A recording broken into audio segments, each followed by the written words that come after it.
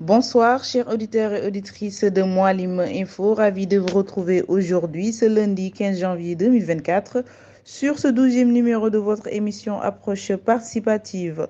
Je suis autour de la table avec mon co-animateur, M. Bekay Cham, qui est un membre de la rédaction de Moualim Info, et le directeur de Moualim Info, en l'occurrence, M. Momar Diop.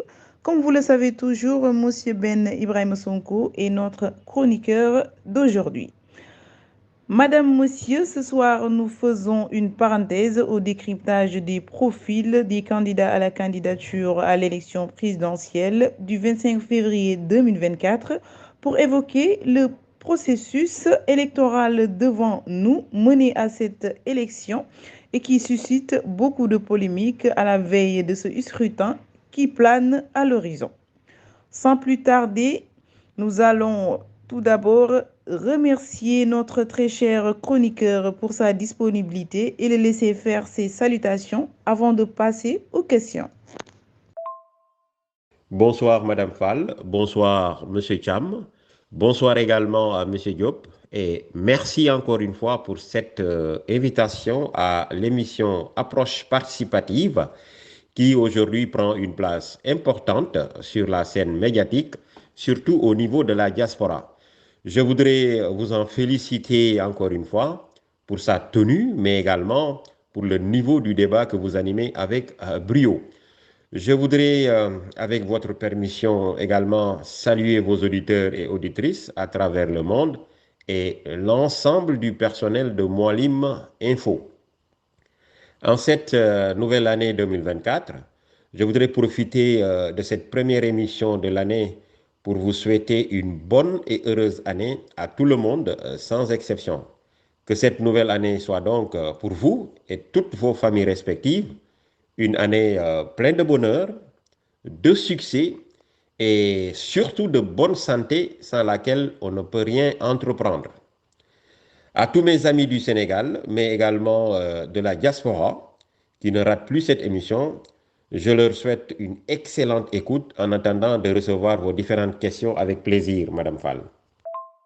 Alors, Monsieur Ben, vu cette situation par rapport à l'élection présidentielle du 25 février 2024, comme nous venons de l'évoquer dans notre thématique d'aujourd'hui, selon vous, que peut-on retenir de ce processus électoral avec la nouveauté du parrainage optionnel? Rebonsoir Madame Fall et merci pour votre question. Alors, pour la petite histoire, il convient de rappeler que le parrainage est loin d'être une nouveauté dans le processus électoral au Sénégal. Il est donc, si vous le voulez bien, aussi vieux que l'histoire politique du Sénégal, contrairement à ce que pensent beaucoup de nos compatriotes. Du haut de ces 11 élections présidentielles qui sont organisées au Sénégal depuis notre accession à la souveraineté internationale, je veux dire depuis notre indépendance, et ceci dès 1963, après la crise politique opposant le président d'alors, Léopold Sédar Senghor, et le président du Conseil, Mamadou Dia.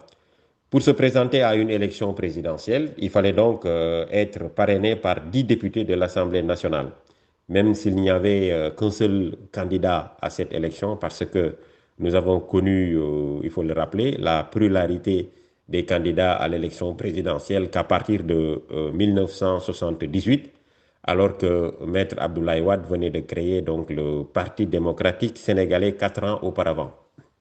Donc, bien avant le multipartisme, le besoin de légitimité du président de la République était déjà dans l'esprit du constituant, même si ce parrainage était exclusivement en cette période-là réservé aux élus, contrairement à aujourd'hui où il est optionnel. Ensuite, ce dispositif est consacré exclusivement aux candidats indépendants, considérant donc que les partis politiques disposaient déjà, n'est-ce pas, d'une certaine légitimité à présenter une candidature. C'est donc à la veille de l'élection de 2019 que l'expérience, je veux dire avec l'expérience des élections législatives de 2017, où on a enregistré 47 listes, que le parrainage intégral a été donc institué et par l'arrêté donc numéro 032-005 du 25 septembre, en application donc des dispositions des articles 57, L120, 121, n'est-ce pas, du code électoral, que ce dispositif de parrainage a été institué. Tout compte fait, il faut reconnaître qu'il sert quand même de filtre, n'est-ce pas, pour éviter une pléthore de candidatures pouvant rendre quelque part impossible la tenue d'une élection en une journée, même si cela ne soit pas la seule option à une élection qui peut être contenue dans une seule journée. Et ça, c'est notre avis, parce que nous croyons que le bulletin unique reste aussi une option, n'est-ce pas, rationnelle d'une élection présidentielle qui peut se tenir en une journée, Madame Fall. Alors, Monsieur Ben Ibrahim Sonko, pour ma deuxième question, pouvez-vous nous dire quelles sont les différentes phases de ce processus électoral? Madame Fall, il faut noter qu'au Sénégal, il y a trois grandes phases du processus électoral. Nous avons d'abord la phase préélectorale, ensuite la phase électorale et en fin de compte la phase de la proclamation et du contentieux électoral. Pour parler d'abord de la phase préélectorale, il faut retenir qu'il y a trois étapes dans cette phase. Il y a d'abord l'étape du recensement et de l'inscription sur les listes électorales, ensuite l'étape de la révision des listes électorales et en fin de compte l'étape de la campagne électorale. Pour ce qui concerne l'étape du recensement et de l'inscription sur les listes électorales, il faut retenir que tout Sénégalais jouissant de ses droits civiques et politiques peut, durant toute l'année, n'est-ce pas, solliciter ou en tout cas se faire inscrire sur les listes électorales. Donc c'est une période permanente. Ensuite, nous avons l'étape de la révision sur les listes électorales. Notez ici que les listes électorales font l'objet d'une révision annuelle, donc qui est initiée par l'administration. Cette opération est communément appelée d'ailleurs la période de révision ordinaire et elle se déroule dans un délai fixé par le code électoral. Après cette période, une autre période, dite cette fois-ci, de révision exceptionnelle est initiée, toujours par décret et conformément, n'est-ce pas, aux dispositions de l'article L306 du code électoral qui établit la carte électorale, je veux dire le découpage électoral. Cette période est sanctionnée par la publication provisoire des listes électorales. Après donc cette étape, vient l'étape du dépôt des candidatures. Alors, ce qu'il faut retenir ici, c'est que tout Sénégalais peut faire acte de candidature et être donc élu sous réserve des conditions d'âge et des cas d'incapacité ou d'inéligibilité qui sont donc prévus par la loi sénégalaise en matière électorale, je veux dire. La candidature est portée soit par un parti politique légalement constitué, soit par une coalition de partis politiques légalement constitués, soit également par une entité regroupant des personnes indépendantes. Alors, ce qu'il faut noter ici, est qu'il est candidat indépendant, celui qui n'a jamais milité dans un parti politique ou qui a cessé donc toute activité militante depuis au moins une année. Par contre, toute candidature est astreinte, n'est-ce pas, au parrainage par une liste d'électeurs ou d'élus. Les actes de candidature sont donc déposés auprès du Conseil constitutionnel qui procède, n'est-ce pas, à la vérification du dépôt de candidature et à la validation de celle-ci. Sachant que le dépôt, n'est-ce pas, je veux dire, le dossier de candidature est composé de 9 pièces que nous connaissons aujourd'hui parce que l'actualité impose. Il s'agit donc d'une déclaration personnelle de candidature, parce que l'acte de candidature doit être une affaire personnelle, encore une fois. Il s'agit d'un acte d'investiture, n'est-ce pas, parmi les pièces, je veux dire, un acte d'investiture du parti ou de la coalition de partis, une copie, n'est-ce pas, de la carte nationale d'identité du candidat, et je pense que c'est la carte CEDEAO qui est exigée ici. Il faut également un certificat de nationalité, ensuite un extrait de naissance datant moins de 3 ou 6 mois, quelque chose comme ça, si je ne me rappelle plus. Il faut également une déclaration sur l'honneur de la nationalité exclusive sénégalaise. Il faut aussi une attestation de quitus fiscal. Il faut également une attestation de dépôt de la caution de 30 millions de francs CFA et bien entendu des fiches de parrainage en version papier et en version numérique. Après, nous avons l'étape de la campagne électorale, n'est-ce pas? Après, donc, l'étape du recensement, l'étape de la révision sur les listes électorales, l'étape du dépôt de candidature. Nous avons donc l'étape de la campagne électorale qui boucle cette première phase dite la phase préélectorale. Alors, la campagne électorale, communément appelée propagande électorale, la campagne électorale est donc la période, si vous le voulez bien, qui précède le vote pendant laquelle, n'est-ce pas, les candidats font le tour du Sénégal librement pour présenter leur projet de société aux populations sénégalaises.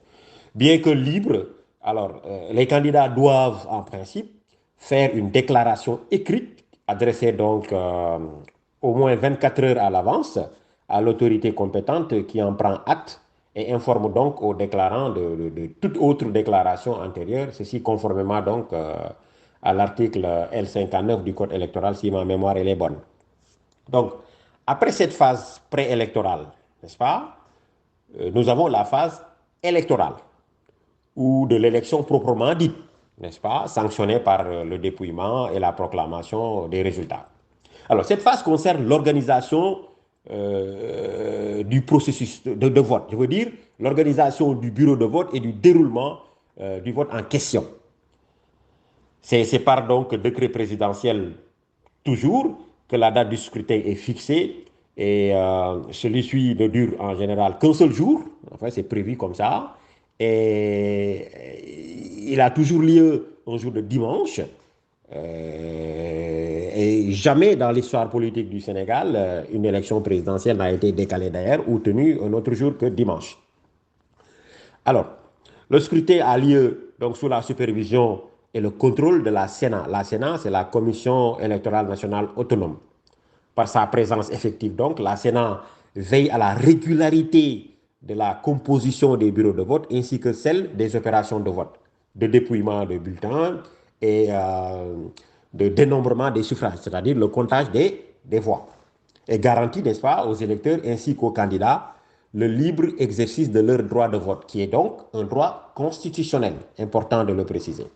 Après, donc, nous avons le dépouillement, n'est-ce pas? Les dépouillements des élections au Sénégal se déroulent dans des conditions donc, qui sont aussi prévues par le Code électoral et garantissant, n'est-ce pas, la sincérité du verdict des urnes. D'abord au sein des bureaux de vote, au-delà donc des membres du bureau de vote, des représentants de la Sénat et des partis ou coalitions de partis, les scrutateurs assistent donc au dépouillement comme le dispose donc l'article L83 du Code électoral. Mieux, les dépouillements se font très souvent devant les observateurs nationaux et internationaux. Et ceci, c'est pour garantir une certaine crédibilité de ces élections. Alors, la proclamation des résultats, c'est une phase aussi charnière. Après les dépouillements, la proclamation des résultats donc, du scrutin se fait à différentes étapes, suivant donc une procédure bien définie par le Code électoral, plus particulièrement en son article L86, LO86 donc. Après la lecture à haute voix des résultats, le procès verbal est donc signé par les différents membres du bureau de vote, dont les mandataires des partis et coalitions de partis qui disposent d'ailleurs qui doivent disposer chacun des copies certifiées des résultats, n'est-ce pas, sous la constatation des observateurs nationaux et internationaux, toujours. Les résultats sont ensuite acheminés ou en tout cas affichés, je veux dire, devant la porte du bureau de vote par le président du bureau, avant que tous les résultats du centre de vote soient communiqués à la commission départementale de recensement des votes d'abord, qui, après publication des résultats officieux, les transporte vers la commission nationale de recensement des votes. Alors, il s'agit donc de l'étape de la proclamation des résultats, donc, qui suit. Après la collecte, n'est-ce pas, de tous les résultats officieux des centres départementaux de recensement des votes, la commission nationale de recensement des votes, dirigée par le président, n'est-ce pas, le premier président précisément de la Cour d'appel de Dakar, procède donc à la publication des résultats provisoires du scrutin. Il faut rappeler ici que la proclamation provisoire des résultats des élections nationales, je veux dire élections présidentielles ou législatives, est du ressort exclusif, n'est-ce pas, de la Cour d'appel de Dakar.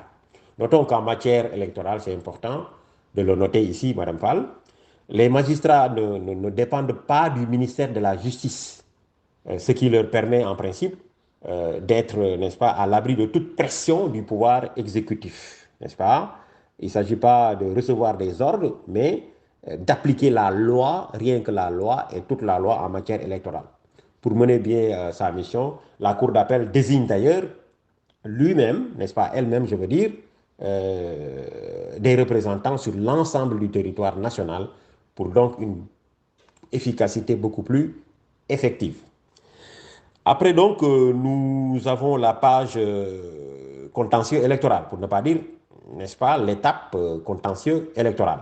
Il faut retenir ici, Madame Fall, que du dépôt des candidatures à la proclamation des résultats officiels du scrutin, les organes chargés de proclamer les dits résultats peuvent être amenés à vider ce qu'on appelle le contentieux électoral dans les conditions de délai bien déterminées par le code électoral en fonction, n'est-ce pas, des élections nationales ou locales. Tout candidat ou tout liste, n'est-ce pas, de candidats ou même électeurs peut contester la régularité, n'est-ce pas, des opérations électorales sous la forme d'une requête adressée au président du Conseil constitutionnel ou au président, n'est-ce pas, le premier président donc de la Cour d'appel. En matière électorale, notamment lors des élections nationales, le Conseil constitutionnel reçoit les candidatures et délibère sur leur validité. Il reçoit, n'est-ce pas, les résultats provisoires proclamés par la Cour d'appel de Dakar, statue sur les éventuels recours et réclamations avant donc de proclamer, si vous le voulez bien, les résultats définitifs. Il s'agit donc de cette étape qu'on va parler, n'est-ce pas, l'étape de la proclamation des résultats officiels. À la suite donc de la proclamation des résultats provisoires par la Cour d'appel, la proclamation des résultats définitifs des élections nationales, donc que ce soit l'élection présidentielle ou les élections législatives, révèle, n'est-ce pas, ou relève, si vous le voulez bien, de la compétence du Conseil constitutionnel exclusivement. Les résultats officiels font donc l'objet de publication dans le journal officiel et bureau de vote par bureau de vote, de manière précise, n'est-ce pas, par les soins du président du Conseil constitutionnel. Alors, ce qu'il faut retenir ici, en fin de compte, et c'est très important, c'est que les décisions du Conseil constitutionnel ne sont susceptibles d'aucune voie de recours. Cependant, en tant qu'observateur et, je veux dire, démocrate, je crois que le prochain président de la République a un chantier énorme sur la réforme du processus électoral. Parce qu'à mon avis, Madame Fall, le Conseil constitutionnel est juge et arbitre des élections au Sénégal, notamment les élections législatives et l'élection présidentielle. Je crois que dans une démocratie, pour éviter que le Conseil constitutionnel ne soit juge et partie, il faut que son rôle soit exclusivement réservé à l'arbitrage, n'est-ce pas, de ces élections, mais ne pas faire partie du processus électoral, ni recevoir des candidatures, ni valider des candidatures. Ceci pour donner une certaine crédibilité à toute élection qui seront organisées, devant être arbitrées justement par ce Conseil constitutionnel, Madame Fall. Alors, pour maintenant répondre concrètement à votre question, en résumé, il faut dire que le processus électoral a principalement trois grandes phases. La phase préélectorale, comme on l'a dit, la phase électorale et en fin de compte, la phase de la proclamation et du contentieux électoral. Chers auditeurs, en poursuivant notre émission Approche participative de ce soir avec notre très cher chroniqueur, nous allons laisser la parole à Monsieur Momar Diop, qui est le directeur de Moualim Info. Monsieur Diop, à votre micro. Bonsoir, chers auditeurs de Moualim Info. Bonsoir, chères auditrices. Et bonsoir à vous, Madame Fall, notre animatrice par excellence de l'émission Approche participative. Bonsoir à mon co-animateur, M. Bekatiam. Bonsoir à vous, M. Ben Ibrahim Sonko, notre infatigable chroniqueur. Donc, je vais essayer de rebondir dans le même sens que Madame Fall, qui parlait de parrainage. Donc le parrainage, M. Ben Ibrahim Sonko, est en effet un système qui a été mis sur pied pour permettre à certains candidats soit de passer au second tour ou peut-être d'être tout simplement recalés. Donc c'est un filtre qui a été installé dans ce sens. Bon, pour cette année-ci, on a constaté qu'il y a eu un tirage. Je pense que c'est pour la première fois que ce style de tirage a été donc en fait mis sur pied. Donc, M. Ben Ibrahim Sonko, comment voyez-vous le dispositif de filtre des candidats à la candidature? Rebonsoir, Monsieur Diop, et merci pour votre question. Alors, il faut noter tout de suite que le parrainage se définit, n'est-ce pas, comme un soutien matériel ou moral apporté à un candidat, à une candidature, devrais-je dire, ou à une liste de candidatures en vue de présenter ou de se présenter à une élection au Sénégal, aussi bien l'élection présidentielle que les élections législatives. Alors, il est fixé donc par les dispositions des articles L57, L120, L121 du Code électoral. Toute candidature à une élection présidentielle est donc astreinte au parrainage optionnel, n'est-ce pas? Par une liste d'électeurs, soit par des députés, soit par des chefs d'exécutifs territoriaux, je veux dire les présidents de conseils départementaux ou les maires, etc. Ainsi donc, le parrainage par une liste d'électeurs doit être constitué, n'est-ce pas, par un minimum de quelque chose comme 0,6% et par un maximum de 0,8% des électeurs du fichier électoral. Le nombre d'électeurs représentatifs ici, d'un minimum de 44 231 électeurs, quelque chose comme ça, et 58 975 électeurs pour le maximum. Alors, une partie de ces électeurs parrains, n'est-ce pas, doivent obligatoirement provenir de 7 régions différentes, n'est-ce pas, au moins, en raison de 2000 par région.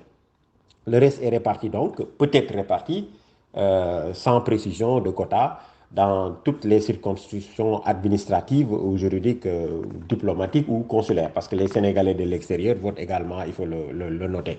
Le parrainage parlementaire est donc, quant à lui, constitué par une liste de 8%, n'est-ce pas, des députés composant l'Assemblée nationale, ce qui correspond à quelque chose comme 13 députés, n'est-ce pas? Alors, le parrainage des chefs des exécutifs territoriaux, par contre, est constitué par une liste de 20% des présidents de conseils départemental et des maires sur l'ensemble du territoire national, soit quelque chose comme 120 élus. Un électeur, donc, quel que soit son statut, ne peut en principe parrainer qu'un seul candidat. Le surplus de parrain par rapport au minimum fixé pour chaque type de parrainage est donc considéré comme nul et non avenu et n'est pas tenu en compte, n'est-ce pas, lors du contrôle. Alors, ce qu'il faut noter également, c'est que par décret numéro 032-005 du 25 septembre dernier, donc en 2023, fixant le nombre d'électeurs et d'élus requis pour le parrainage d'un candidat, ainsi que le format contenu des fichiers de collecte de parrainage en vue de l'élection présidentielle prochaine, donc du 25 février 2024. Pour cette élection présidentielle, l'ordre de dépôt des parrainages se fait désormais par tirage au sort. Ça, c'est pour donc attaquer votre question, M. Diop. Ce qui, comme pour les échéances précédentes, défavorise, n'est-ce pas, les candidats que la chance du tirage au sort ne serait favorable. Dans cette logique de passage, les premiers tirés au sort sont donc plus ou moins épargnés, n'est-ce pas? Des doublons externes, fatals quelquefois aux candidats en dernière position du tirage au sort.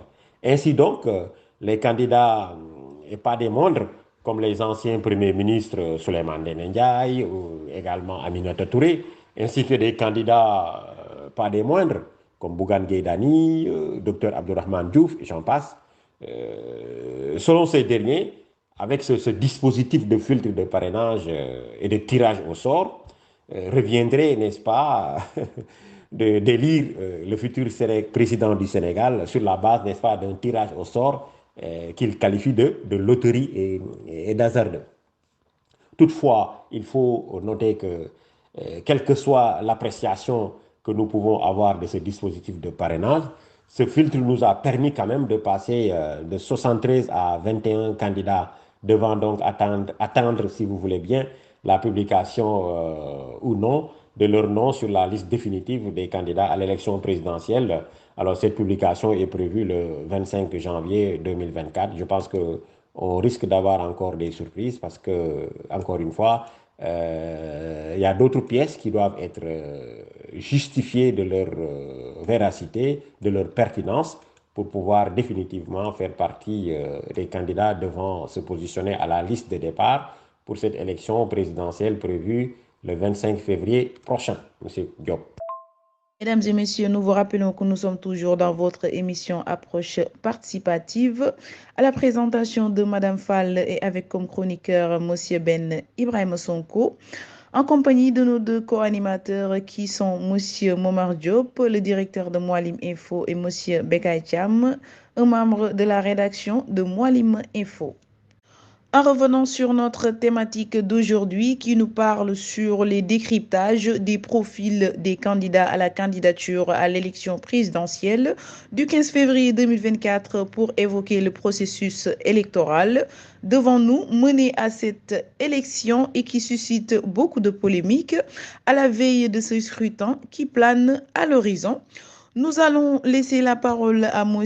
Cham qui va évoquer les trois dernières questions avec M. Sonko. M. Cham, à votre micro. Bonsoir à l'ensemble des auditeurs de Moualim Info. Bonsoir à mes deux co-animateurs de l'émission Approche participative, principalement Mme Ganchiri Fall et M. Momar Diop. Bonsoir et un grand merci à notre chroniqueur fidèle et dévoué, M. Ibrahim Ben Sonko. Nous revoilà autour de cette table qui nous a permis d'identifier et d'analyser les différents profils des candidats à la candidature de l'élection présidentielle du 25 février 2024. Passé cette étape, nous allons aujourd'hui évoquer le processus électoral avec toutes ses complicités, car suscitant beaucoup de polémiques. Alors, à l'état actuel du processus, où l'on a parlé officiellement de 93 candidatures déposées au niveau du Conseil constitutionnel, et après traitement des parrainages de ces candidatures, 21 candidats seulement ont été retenus. Maintenant, ma question est la suivante. Parmi les candidats recalés, il y a de grandes figures de l'opposition connues et reconnues dans le landerneau politique. Alors, comment voyez-vous, M. Sonko, l'avenir de ces grandes figures de l'opposition-là? Rebonsoir, M. Cham, et merci encore une fois pour votre question. Alors, ce qu'il faut retenir, c'est que de toute l'histoire politique du Sénégal et au seuil des 11 élections présidentielles organisées au Sénégal sans discontinu, devrais-je dire, depuis 1963 à l'élection donc de 2019, en passant par celle de 1968, 1973, 1978, 1983, 1988, 1993, 2000, 2007 et celle de 2012, aucune d'entre elles n'a été aussi controversée et incertaine comme celle à venir en termes de candidats devant se présenter à cette échéance. C'est très important de rappeler historiquement l'histoire des élections au Sénégal. Abdoulaye Wade, bien que farouche opposant du régime socialiste, a toujours été sur la ligne de départ de toutes les élections présidentielles depuis 1978, déjà. Donc 4 ans seulement après la création du Parti démocratique sénégalais. Aujourd'hui, malheureusement, le principal opposant du régime de Macky Sall, en la personne de Ousmane Sonko, pour ne pas le citer, est déclaré inéligible et donc devant s'abstenter à la ligne de départ de cette course à la présidentielle. Parce que la Cour suprême a confirmé jeudi 4 janvier la condamnation prononcée en mai dernier par la Cour d'appel à 6 mois de prison, devrais-je dire, avec sursis pour diffamation face au ministre du Tourisme, Mame Mbaye Niang. L'opposant ne pourra pas se présenter donc à l'élection présidentielle du mois prochain. Je veux dire, même si sa défense garde encore espoir, c'est malheureusement ce qui a été retenu, n'est-ce pas, par la Cour suprême il y a quelques jours. Au-delà de Ousmane Sonko, président de l'ex-parti PASTEF, plusieurs autres candidats sont écartés de la course par le parrainage, ce fameux parrainage, à savoir donc Bougane Gueye Dany, Aminata Touré, Souleymane Ndéné Ndiaye, Dr Abdourahmane Diouf, Maître El Hadji Diouf, Cheikh Tidiane Gadio, Cheikh Bamba Dièye, Talla Sylla, Babacar Diop, le maire de Thiès, El Hadji Ibrahima Sall, Abdoul Mbaye, Aminata Sow Sidibé, Amsatou Sow Sidibé, et j'en passe. Alors, de grandes figures de l'opposition, malheureusement, vont être absents de la ligne de départ pour cette élection prévue le 25 février prochain. Pour ceux qui ont déjà un appareil politique, donc ces hommes politiques, ces grandes figures, n'est-ce pas, de la politique sénégalaise vont s'absenter malheureusement. Quel serait donc leur avenir politique? C'est votre question, Monsieur Cham. Alors, pour ceux qui ont déjà un appareil politique, il s'agira pour eux de retourner sur le terrain pour donc remobiliser les troupes en vue des législatives prochaines, sachant que si la présidentielle prochaine est remportée par un candidat de l'opposition, c'est une hypothèse, alors celui-ci, pour avoir les coups des franches, organisera sans doute une élection législative anticipée pour donc chercher une majorité confortable pour gouverner le pays et procéder, n'est-ce pas, aux réformes majeures attendues par les Sénégalais sur plusieurs secteurs, notamment le secteur de la justice et de la bonne gouvernance. Quant aux candidats, n'est-ce pas, sans de véritable appareil politique, je veux dire ces hommes politiques qui vont s'absenter et qui malheureusement n'ont pas d'appareil politique, nous les verrons sans doute dès le premier tour, n'est-ce pas, de cette élection, n'est-ce pas, de 25 février prochain, en cas de deuxième tour, n'est-ce pas, se ranger du côté du candidat de l'opposition qui serait le mieux placé pour éventuellement un soutien si toutefois il y a un deuxième tour, n'est-ce pas, pour prétendre quelquefois ou quelque part avoir des postes de responsabilité dans un gouvernement élargi, comme ce fut le cas d'ailleurs quand le président Macky Sall remportait la présidentielle de 2012 passée, donc contre Maître Abdoulaye Wade. À défaut, accepter tout simplement d'aller à la retraite, surtout face à une nouvelle génération d'opposants qui frappe à la porte de l'espace politique sénégalais. M. Thiam. Pour ma deuxième question, qui est la cinquième, compte tenu des différentes réactions enregistrées de part et d'autre après l'étape du contrôle du parrainage et la publication de la liste provisoire des candidats retenus, croyez-vous, M. Sonko toujours, que la dernière étape de vérification des dossiers se rapportant sur les 8 autres pièces composant la candidature des différents protagonistes, est-ce que donc cette dernière étape peut-elle nous réserver encore des surprises?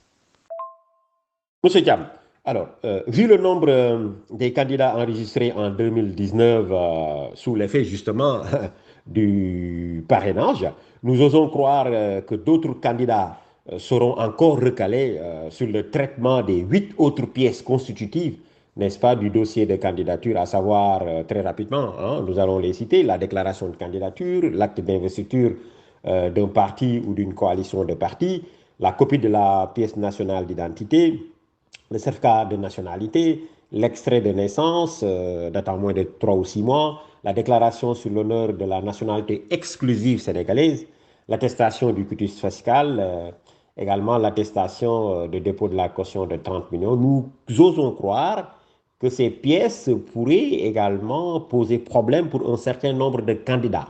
On va éviter de citer ces candidats, mais beaucoup d'entre eux auront sans doute des difficultés à justifier, n'est-ce pas, de ces 8 autres pièces qui restent devant constituer le dossier de candidature. En effet, il faut donc retenir que la présence massive des alliés du parti PASTEF, pour ne pas dire l'ex-parti PASTEF, sur la liste des 21 candidats ayant dépassé avec succès l'étape du parrainage, semble être un effet somnolent, à mon avis, pouvant donc nous réserver des surprises au moment de la publication de la liste définitive des candidats à la candidature à cette présidentielle prévue le 25 février prochain par le Conseil constitutionnel. Au-delà, la plupart d'entre eux n'étaient pas suffisamment préparés, il faut le dire, à candidater, du fait du feuilleton assez long sur l'hypothétique candidat, ou sur l'hypothétique candidature, devrais-je dire, du président de l'ex-parti PASTEF. Conséquence, n'est-ce pas, dossier mal préparé ou incomplet, qui peut être une réalité pour ces candidats qui se sont retrouvés subitement candidats et subitement passés avec succès l'étape du parrainage. Et je ne veux pas citer de nom, mais il y a parmi eux certainement beaucoup d'entre eux qui ne s'étaient pas suffisamment préparés pour donc être à la ligne de départ. Donc, le traitement des 8 autres pièces peut également nous réserver des surprises. Je veux dire par là qu'on pourrait, au finish, arriver avec moins de 21 candidats à la ligne de départ pour cette élection prévue le 25 février 2024, M. Cham. Pour ma dernière question, qui est relative aux candidats recalés, nous avons constaté que quelques-uns d'entre eux se sont décidés de mettre en place une coalition, notamment Mme Mimi Touré, M. Bougane Gueye Dany, Dr Abdourahmane Diouf. Ils ont décidé de monter une coalition et de faire bloc contre le régime de Macky Sall et son candidat Amadou Ba. Pensez-vous, M. Sonko, que cette coalition pourrait réellement peser sur le processus électoral de la présidentielle de février 2024?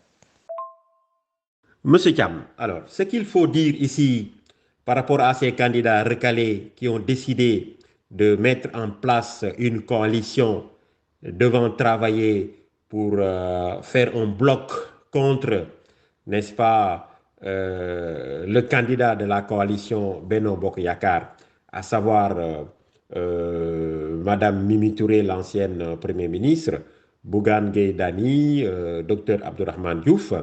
Alors, ces derniers, est-ce qu'ils pourront peser de leur poids sur le processus électoral de la présidentielle de 2025, notamment sur le résultat de cette élection? Pour répondre à cette question, il faut partir de plusieurs hypothèses. La première, c'est une question, je veux dire, dans quel cadre veulent-ils travailler dans ce bloc qu'ils veulent mettre en place? Est-ce que c'est dans un cadre isolé, justement pour travailler uniquement pour faire de la désinformation ou pour faire une contre-campagne contre le candidat de la coalition Benno Bokk Yakaar, ou alors c'est dans le cadre unitaire de l'opposition, sachant que dans cette histoire, dans cette élection en vue du 25 février 2024 prochain, il y a une bonne frange de l'opposition, pour ne pas dire l'opposition radicale, ou alors l'opposant principal et son parti, l'ex-parti PASTEF, fonctionne sur la base d'orientation que les militants attendent. Donc, imaginons l'hypothèse où le président Ousmane Sonko, donc président du parti, de l'ex-parti PASTEF, donne des consignes de vote pour un candidat bien déterminé qui est à la ligne de départ, donc qui a validé sa candidature, son parrainage et probablement sa candidature d'ici quelques jours, et que ces candidats recalés marchent à contre-courant de cette consigne de vote que le président Ousmane Sonko aurait donnée, je pense qu'il travaillerait dans le vide.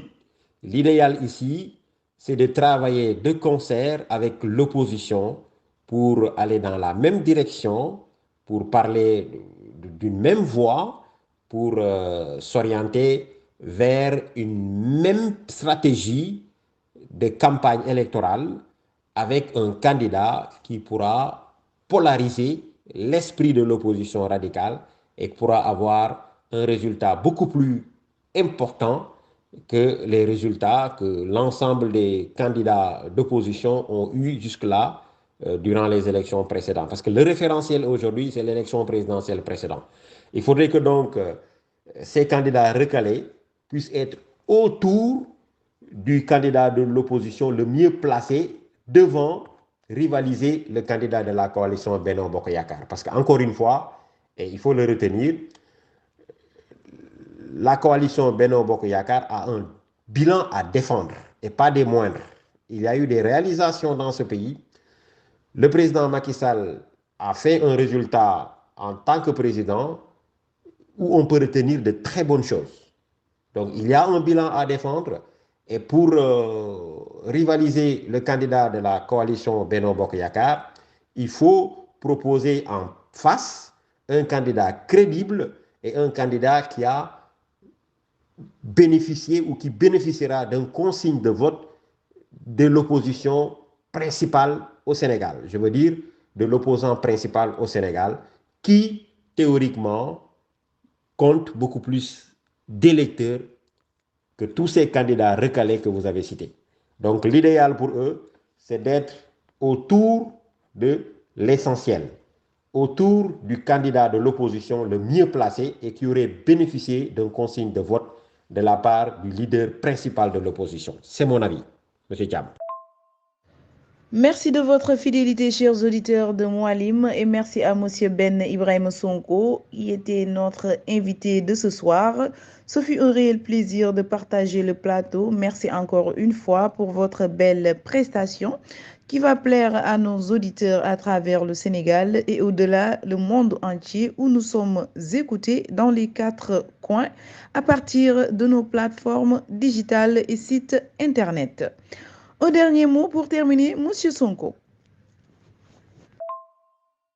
Madame Fall, c'est à moi de vous remercier pour cette invitation à l'émission Approche participative, désormais connue de vos auditeurs et auditrices, que je salue et remercie très sincèrement pour leur fidélité et leur message d'encouragement que nous recevons au quotidien. C'est aussi l'occasion pour moi, et comme toujours, de faire un clin d'œil à tous les représentants à travers le monde du groupe Teranga Business International et à tous nos clients et partenaires qui nous font confiance jusque-là. Un coucou également à mon très cher auditeur et ami, M. Modousek depuis Paris, en France, à qui nous souhaitons un heureux ménage pour sa fille Yassine Sek qui vient de se marier au Sénégal. Mes félicitations également à M. Thiam et à M. Diop qui vous ont accompagné dans cette émission. Merci pour leurs pertinentes questions. Je vous donne rendez-vous prochainement tout en vous souhaitant encore une fois une bonne et heureuse année 2024. À très bientôt. C'en est tout, chers participants et participants de Mouhalim Info. Nous remercions à toute l'équipe de la rédaction et merci de votre fidélité. C'était tout pour votre émission Approche participative de ce lundi 15 janvier 2024.